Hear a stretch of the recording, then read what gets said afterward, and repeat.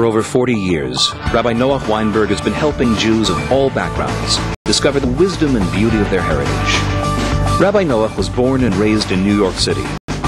He studied at Johns Hopkins and Loyola Universities and received his rabbinical ordination at the Ner Yisrael Rabbinical College in Baltimore. Today, he resides with his Rebbitzin in the heart of Jerusalem. With his trademark warmth, wisdom, and love for all people, Rabbi Noach has become everyone's rabbi, touching the hearts of Jews from all walks of life across the globe.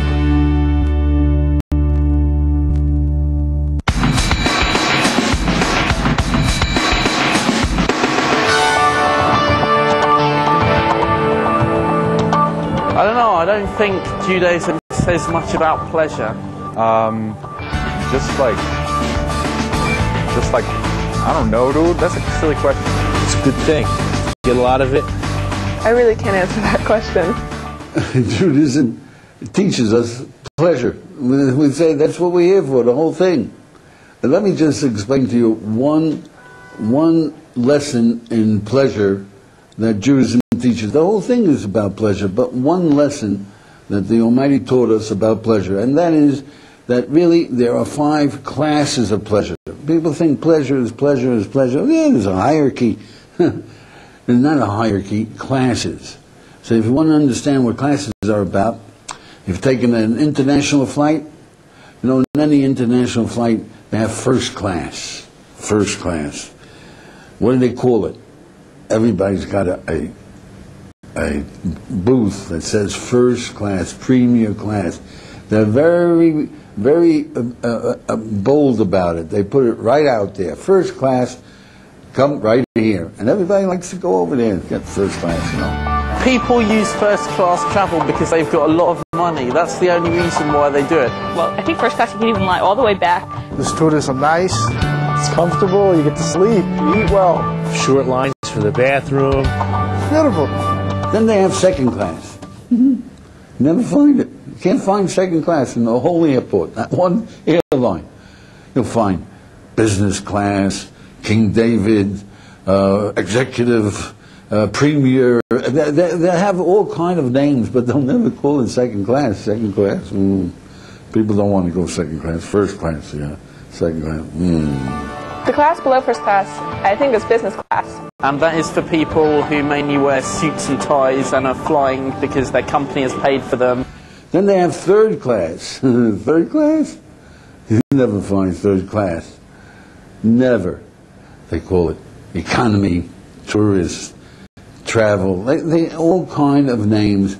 You'll never see third class. Why not? Call it what it is. Nobody wants to go third class. They want to go first class. I usually travel, I think it's economy, I guess it's economy. It's the middle, it's where you pay the normal decent price like everyone else. Coach is where you're really snug up next to the guy next to you and in front of you. I always buy coach seats because I'm Midwestern, I'm middle class. That's what we do. If they had fourth class, you check in your luggage, put it on the luggage, on the conveyor belt, then they'd shove you on the conveyor belt into the luggage compartment. You know? Have a nice trip. Is there something below economy class? You can go with the dog underneath. I think fourth class in an airplane is sitting on the wing. Fifth class, you hold on to your luggage, and they give you a rope. They attach it to the tail, and off you go. You know? Enjoy yourself, yeah.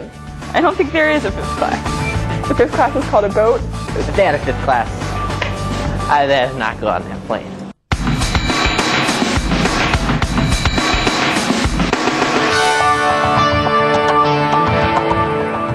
So there are 5 classes of pleasure. You know what fifth class pleasure is? That's what most human beings will call pleasure. And don't get me wrong, it's really pleasure. It's really pleasure, like beautiful house, a yacht, skiing, first class restaurant, music, car, beautiful paintings. A cup of scotch with some ice cubes. Pizza, beer. Playing basketball. Go rollerblading, ride a bike, shopping. Jeeping. I love playing basketball. I love swimming. Going to a football match. Ice cream and pizza makes me really happy. Pizza? ice cream, donuts, Pizza bagels, macaroni and cheese, chopped liver. Watching movies, great movie. I love my car. Yeah, you know, all this good stuff. We want it for our children, we want it for ourselves. So why do you call it fifth class? How's that a rope? Because it's not enough, it's a hassle. So that means that fifth class pleasure, no matter how much you got, is like holding on to a rope. If you let go, cocaine, suicide, mental illness, anger, misery, depression, and it's all with holding on, and it's just too much. It's a hassle.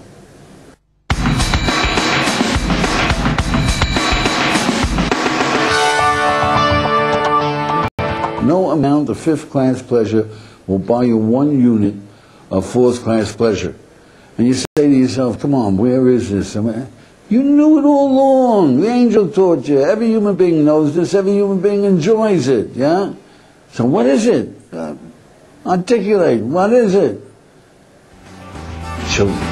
Love. I have 2 girls, and I'm very close to them, and I love them a lot, and we do a lot of things together. I had a very special relationship with my dog, Poncho. Probably one of the best relationships that I ever had is the relationship that I had with my cat. And I had my cat for 15 years. And I love that cat so much. I miss that cat. 15 years. One day he just laughed. And my little baby tossing her up and down on the bed and teaching her little songs. Now, if I offer a man who loves his children, look, there are people who hate their children, people who exploit their children, people who sell their children, people who beat their children, people who kill their children, psychopaths. But if you come to a man who loves his children, or a woman, a man or a woman who loves his children, you offer him $100 million for one of your kids. He's got 10 kids, yeah? $100 million, nothing will happen to him. He'll just move to China. He'll never see him again the rest of his life, yeah? Family, they won't take it. $100 million, he's not going to take it. There's no price to life. It's priceless. No, I would never give up a child of mine for $100 million. If somebody would give me all the money in the world, I wanted to take it. You know, $100 million, you can buy a heck of a lot of fifth-class pleasure, but it's just not in the same league. Fourth-class pleasure is much more. Then why don't people spend more time? Why don't they enjoy it? Let me ask you, if you wanted to spend the time, what would you do? See, in the old days, people would kvel. That's a Jewish expression. They just sit and look at their children playing and just take pleasure in it. Or sit and watch their grandchildren and take pleasure kveling, just looking at them. Today, you know what people kvel about? He buys a new Porsche. Ooh, look at those lines. Wow, look at... he's kveling. But very few kvel with their children. Maybe once in a while it hits them. You see, the reason they don't take more time and enjoy this fantastic pleasure of love of children and of other people. You love your father, don't you? You love your mother. Yeah, take pleasure. It's a pleasure. It's fourth class. They don't know how. They got to learn how. But that's a different set of instructions. We're not going to talk about that. But you know, love is a very powerful pleasure.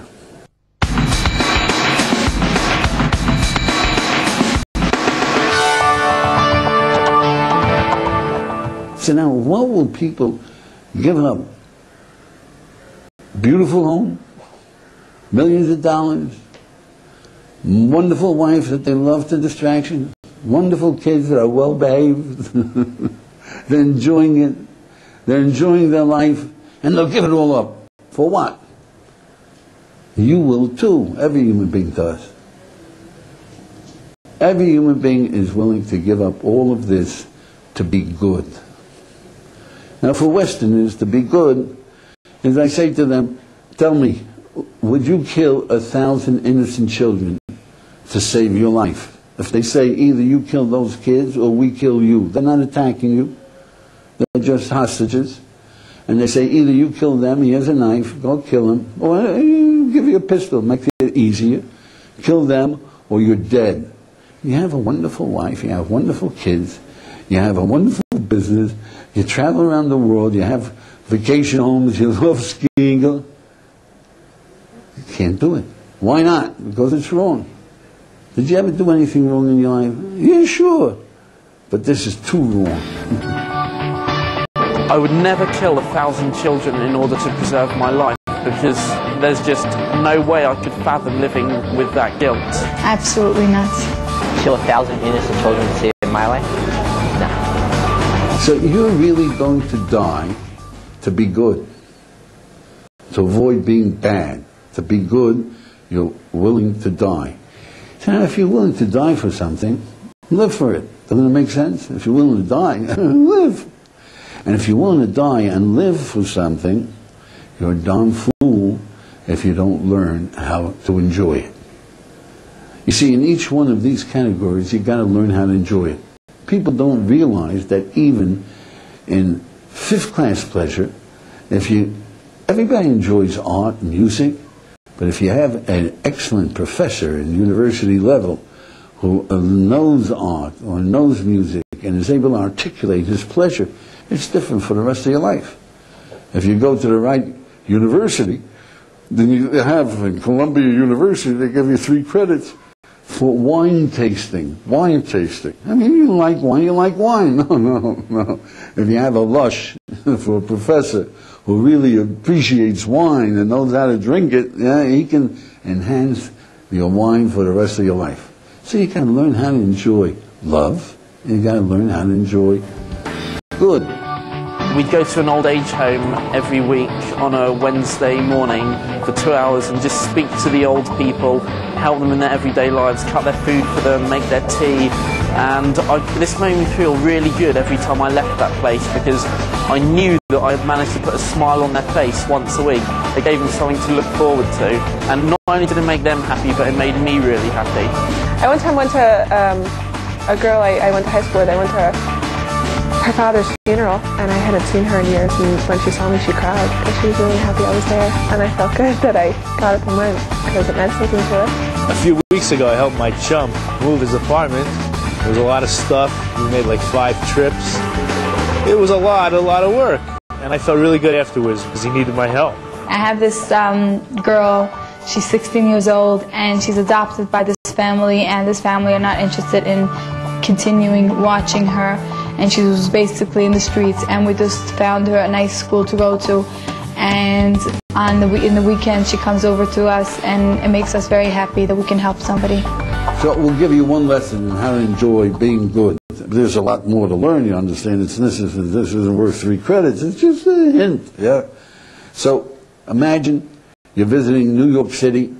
If anybody knows about New York City, there's a very famous circle line that goes around Manhattan. It's a beautiful ride. You see the scenery. It's beautiful. Everybody loves it. The fact is that it travels on the East River. The East River is one of the most polluted rivers in the whole world. You see, all Manhattan, big Manhattan, flushes into the East River, and a good part of Brooklyn. You don't want to look at the water too closely. But when you're in the boat, it's high above the water, and the boat is splashing, it's a beautiful day, you're enjoying it. This fella's leaning over too far. There's a guy there, and he's leaning over too far, and he falls in. He looks straight into your eyes, and you're there. There's nobody else there. There's nobody else there. There's no life preservers. Nobody can get to help. He looks straight into your eyes, and he says, "I'm drowning. Give me my last chance. Go, I'm drowning." And you know how to swim. You're going to go in after him? Let's hope you say yes. Okay, so you go in after him. So pardon me, the first thing that hits you is something that comes out of one of those, guaranteed you throw up. You throw up, you're miserable, yeah? But you're in the drink already, you throw up and you feel sick, and you want to get out of there, but you're in there already, you might as well try to save this guy, yeah? So now, you grab him, your hands are full of mud. Guaranteed you throw up another 3 times. Another 3 times. Now you really feel sick, you're ready to quit. But you can't quit, this guy is drowning, you don't want to drown. So you strengthen yourself once more and you grab him. And now you got to fight the current. What's going on in your head? Everybody knows. You know what's going on in your head? I wish I was dead. This is the worst day of my life. This guy should have dropped dead before you ever laid eyes on him. The whole Manhattan should sink into the sea. I'm going to sue the Circle Line. Why me? Worst day of my life. I'm miserable. Yeah. 20 years from now, we ask you to tell me, what was the greatest day of your life? You know what comes to mind? That day I saved this guy. Now, I want you to focus on this. And I threw up 4 times. But what are you so excited about? Did you ever throw up? I mean, until this happened, did you ever throw up? Somebody asks you, tell me about it. You say, who the hell wants to tell you about it? Now you told me you threw up. What are you so excited about? I stuck it out. I'm a good man. And you know what? He tried to kill me. What the heck are you excited about? The guy tried to kill you. I stuck it out. I'm a good man. You want to meet him? You see, the first lesson is that in order to enjoy being good, do it after the fact. You know, after every day, think about what you did because you wanted to be good and enjoy being good. While you're doing it, it takes a real professional to enjoy being good.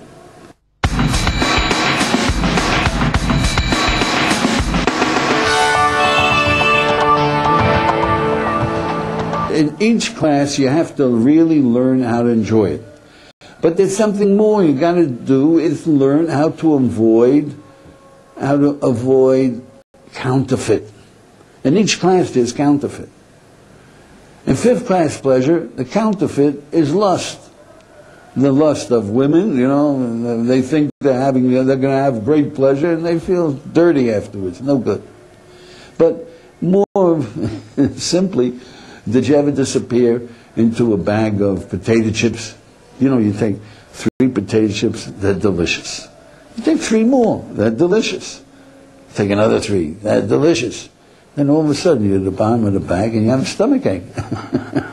It turns from being delicious into chewing, into a sensation, into a lust, rather than pleasure. You go to that ice cream store in Manhattan, and you just can't stop yourself from picking out. And every single time, eating all that ice cream just gets you sick. Okay, there's this drink, it's called Spring.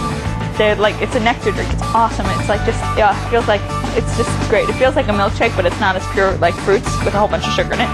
But I've had it once, like, I don't know, I had like 6 bottles or something. Your mouth feels like all sticky and gross and it's just disgusting.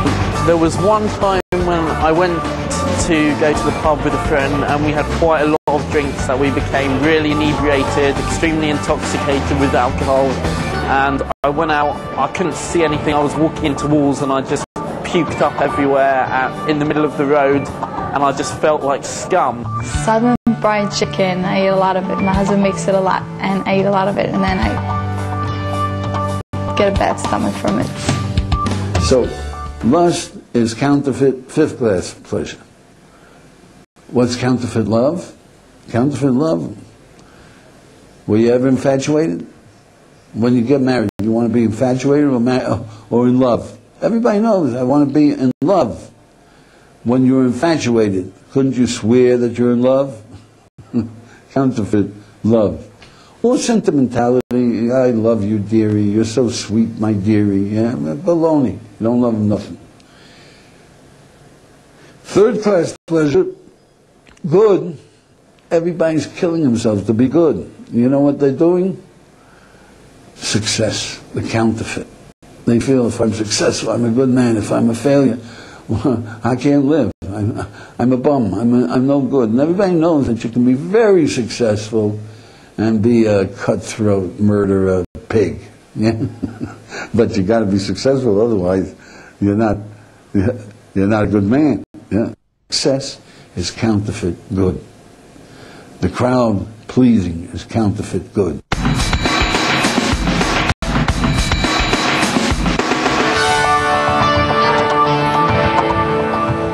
Second class pleasure, most people recognize it by the counterfeit. They don't know it for itself. By the counterfeit, they say, oh, now I understand. So, what will people kill millions, not thousands, but millions of their compatriots, of their own citizens, in order to get what? Everybody knows it's power. We had a Hitler, we had a Stalin, we had a Paul Knott, Idi Amin, and in history you had a Genghis Khan, you had a Nero, you had Caligula, you know your history, King Herod, Howard, he killed his own children, he killed his wife for power. Power makes sick. If they weren't running the country, all these people would have been locked up in an insane asylum, because it's the counterfeit. It really doesn't satisfy. It just makes them sick. Yeah. But what's the real thing? What did they think they were getting? Every one of them thought they were going to create something new, a new world. Yeah. And we know that if we could create a new world, if we could create, there would be more than anything. How can you compare any of the other things to this, to creation? So it is smaller creations. When I was 17, I finished my first novel called The Figurehead, and the pleasure I attained from it was that I managed to achieve something. I completed a task which I was so proud of. I once created this monster out of clay. It wasn't really a monster. I wanted it to be a rhinoceros. I mean, I thought it was a rhinoceros, and nobody else could recognize it as a rhinoceros, but I gave it to my mother for her birthday. And I just enjoyed making it and giving it to her. And I love to cook. I play the bass, I enjoy playing the bass, and just connect with people through music.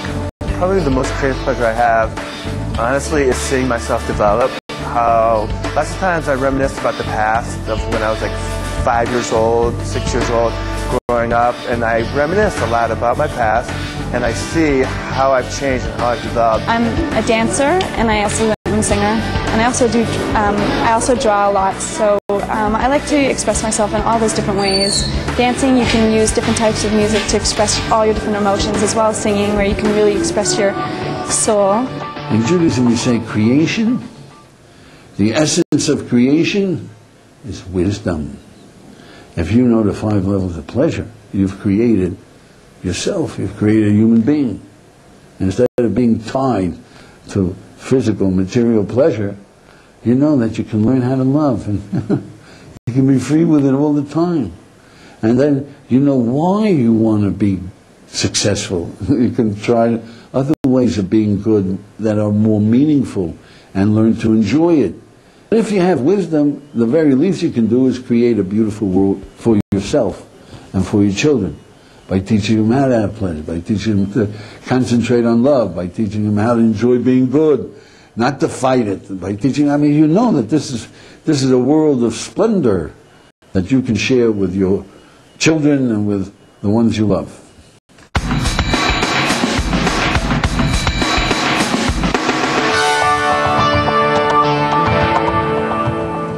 The essence of life is the aesthetic experience, that moment of otherworldly pleasure, of awe, when you're standing in front of the stars and you see the distance and you say to yourself, what is man that there's anything to do with him in the face of all this power, all this greatness. Whenever I go to the ocean and I see the water and it doesn't end, I realize it makes me feel the whole world is actually connected. So all you hear is just the silence of the silence of the winter woodland, and there was a river and you just can hear the water trickling through the ice. It was just so nice, and it was just like everything. It just felt alive.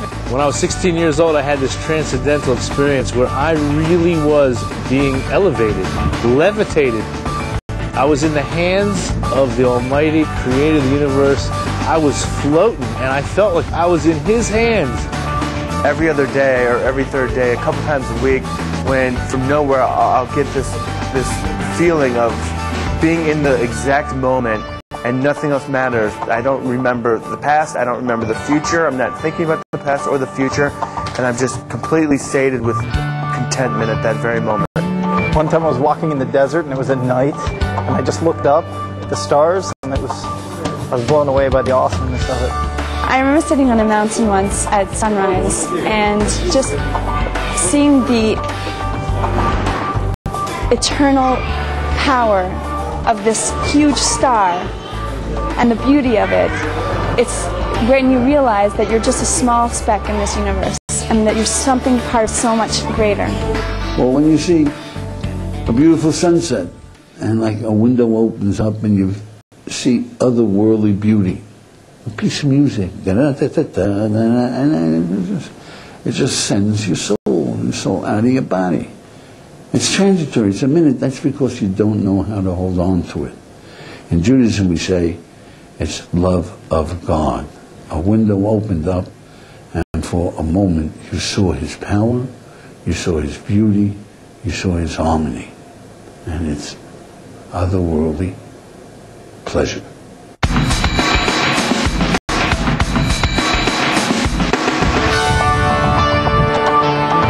Do I know what the source is of the 5 levels of pleasure?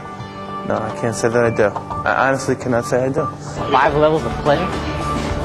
Never heard of them. I really don't know. I've never given the matter too much thought. If really you understood these 5 classes of pleasure and you saw that it works and you could even teach it. You can even teach it. Would you want your children to remember it? Would you tell them, would you teach it to your children? And tell them, say in the morning, say it at night. You remember, this is what you're after. This is what... Don't get pedestrian, yeah? Would you tell them, put it on the wall so that whenever you walk into the house, and whenever you walk out of the house, you see it, you remember what you're after? Yeah, of course you would. And if you could tie it on your hand and on your forehead, of course you would, yeah? That is the Shema. That lies in the Shema Yisrael Hashem Elokeinu Hashem Echad. First sentence is God is one.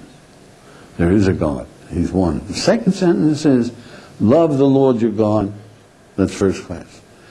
With all your desires. Now we come with 2 sets of desires. There's the body passions, yeah, that make an animal out of us. And there's the desire to be good. So the body passions, you see, that's second class. Because now you're creating. You're using the body passion into the soul's purpose. You see, we're not really alive until we're outraged by injustice. Outraged. All the people in the world, they say, big deal, you know, it's terrible the way things are going, bad babies. And if you're outraged, you do something about it.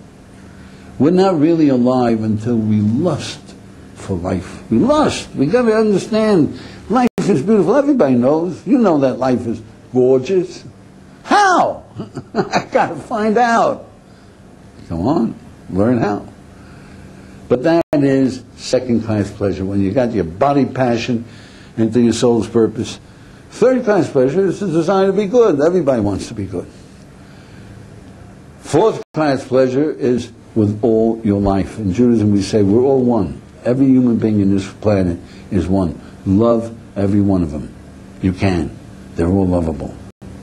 Except the guys who are trying to kill you. I mean, that's a separate story, yeah? Fifth class pleasure is b'chol meodecho, all your possessions.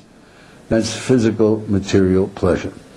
These are the 5 classes of pleasure. The Almighty says, say it in the morning, say it at night, teach it to your children, discuss it while you're walking down the street, put it on your mezuzah, look at it when you're going out of the doors, indoors.